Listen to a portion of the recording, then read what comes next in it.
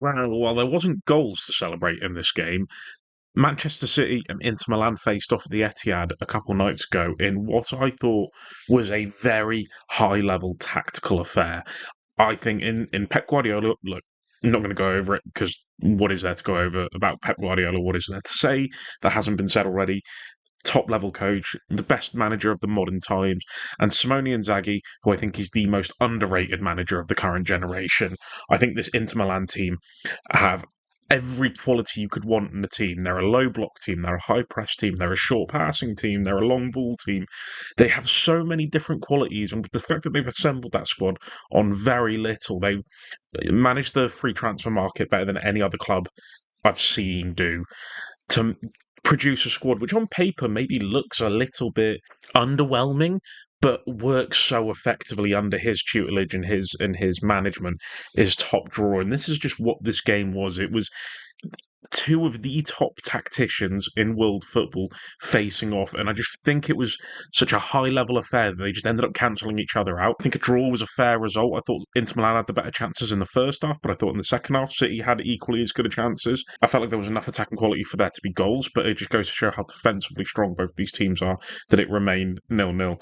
But we're going to go on to it first. We're going to go over the City attacking shape first, as they were the home team. As I was speaking about before, Inter Milan are a fantastic deep block team, low block team, however you want to describe it, and they're a fantastic pressing team. They play both sides of the defensive coin expertly, and City would build up in their traditional City way, especially this season traditional, with the back three forming, with Gvardiol tucking in, Rico Lewis initially moving up into a right back position before moving inside to form that right-sided part of the Manchester City diamond. Kevin De Bruyne as well coming deep into a left centre midfield position, but could spread the play, especially if Gvardiol came in a little bit narrower, pushing Grealish inside a little bit more, and Grealish maintaining the width on the left-hand side, Haaland up top, Silva just behind him, and Savinho on the right. And again, as I was saying, Inter Milan's high press and how would it work? There was two ways that it worked brilliantly, and they adapted accordingly when they needed to. And the three mainstays were Marcus Thuram with Mark Ruben Diaz, Taremi with Manuel Akanji, and Barella with Prescovadio to prevent those initial bits of build-up. But one thing City do really well, have always done really well, and continue to do really well, is bring Ederson into play. He was left as a free man. They wouldn't jump from the markers, to be fair. But with his fantastic passing ability, Ederson, he was able to find angles in and around the Inter Milan shape. And especially with the movement of Rico Lewis, who I thought was fantastic. Just subtle little movements, and the movements of the City team around him, from Akanji, from Bernardo Silva. Let's say if Akanji wanted to move a bit inverted to allow Rico Lewis to have that space, maybe he came in a little bit deeper and wider to create a little passing lane that could be opened up to Rico Lewis, and he could just make a quick little movement away from Zielinski, get on the half turn, and play through the thirds. As City are fantastic at doing, they can play through under pressure. That's not an issue. And the first version of this play would be, as I just said, Zielinski pressing onto Rico Lewis, Çalhanoğlu pressing onto Rodri, the wing backs on the wide players for City, and a Cherby on Haaland. Where it would differ was Bissek, with the right centre back, would come up high to Kevin De Bruyne on this side to try and prevent him from getting on the ball. Again, Kevin De Bruyne had some success in playing out a number of times. Bissek did do pretty well, but when you're making that movement for that right centre back position to come up to the player in this position, if you're just a yard or two late, then they have that time to play it around you. And Kevin De Bruyne needs no invitation. And sometimes when he'd get this ball, his first touch would set him up for the pass to go to Silva, to go to Haaland, to go to Grealish. And Bastoni, the left centre back, would come up to Bernardo Silva, who was occupying a more central role to find his space in between the City shape, maybe making movements either side of Rodri to just find an angle for the ball. And so Inter would look to press like that.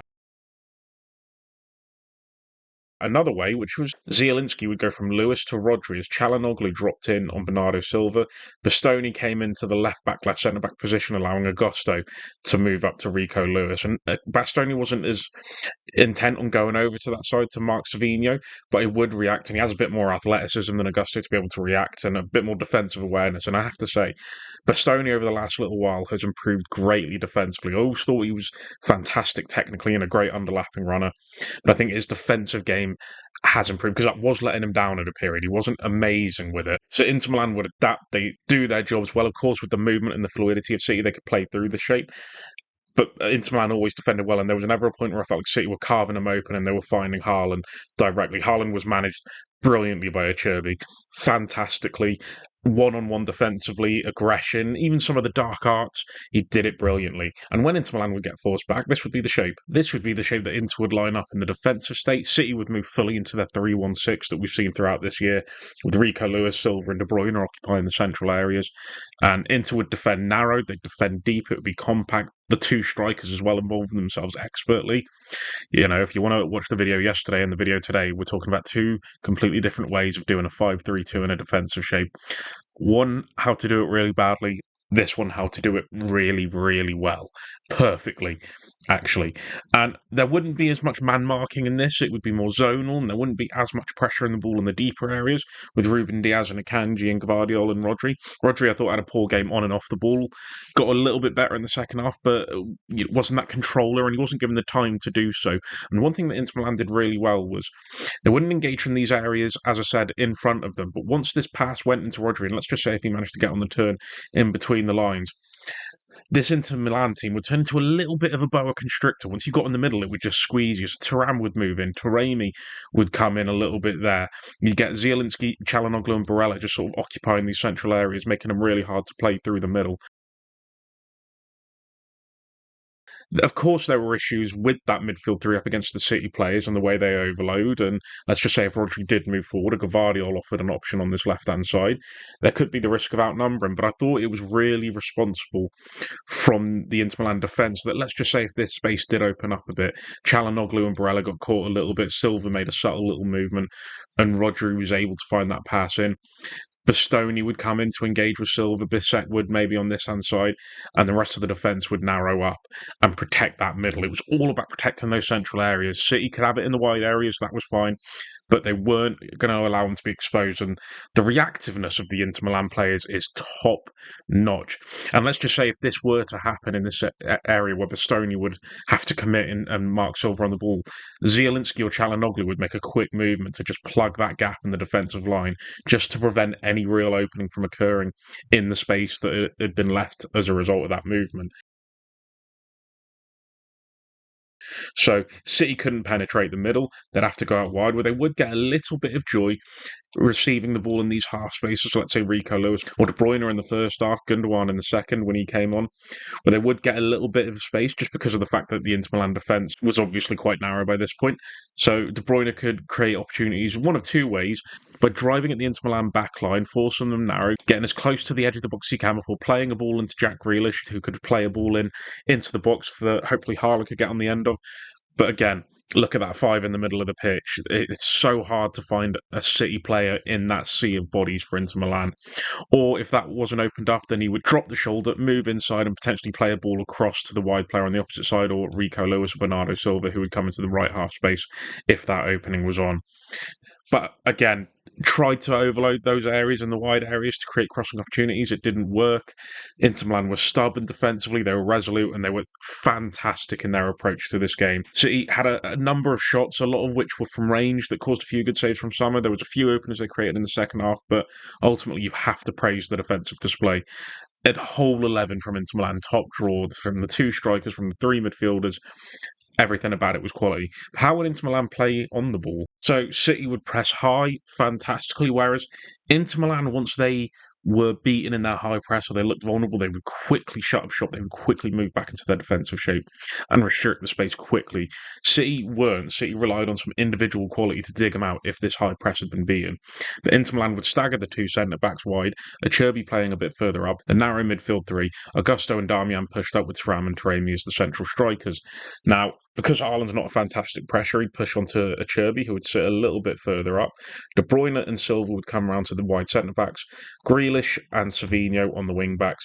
Rico Lewis and Mark Zielinski. Gvardiol coming inside to Mark Barella. Rodri on Çalhanoğlu. With Ruben Diaz on Thuram and Akanji on Taremi. And I have to say, the decision-making of going Diaz on Thuram and Akanji on Taremi was fantastic from Pep Guardiola, as we'll go over in a second.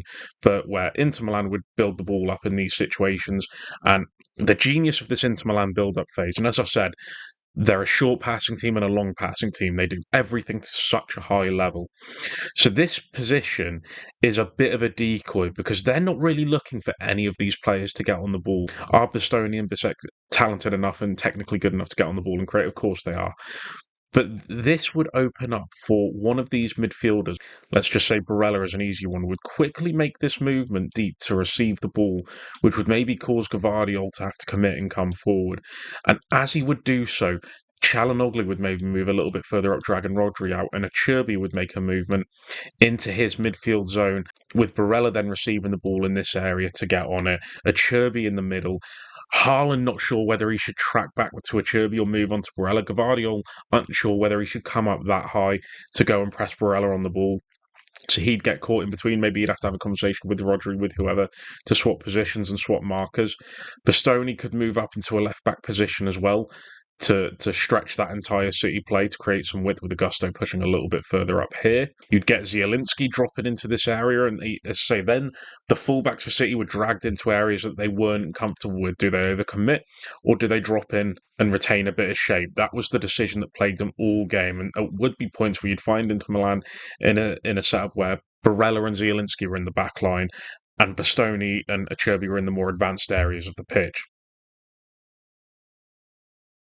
They would use this to their advantage. It would be with the central overloads in these positions, with the quick, short passing, manipulating the City press that they could play around with quick passing, runners off the ball as well. So let's just say Barella giving the ball to Zielinski here, couple quick exchanges with other players, and then you'd get Achirbi running forward. Haaland not wanting to follow him in this area, so then that would leave a player like Rodri with a decision to make. Does he stay with Achirbi, or does he play it to Çalhanoğlu? That could drag Rodri or whoever was marking in a number of positions. That then means the pass to Çalhanoğlu was free. Maybe Barella can then move up from his deeper position undetected to receive it. So the quality of their one-touch and quick exchanges of play in the central areas with that overload was key. And the ultimate goal would be to get it up to Marcus Thuram, who had a great one-on-one battle throughout the game with Ruben Diaz, who could then get into this area where he could carry the ball forward, creating from this area, or he could look for the run of Matteo Darmian to play it out wide if he was undetected. There would also be cases where they'd go direct immediately from Thuram. They'd use the central overload to just create a pass from Sommer to go lobbed into Thuram.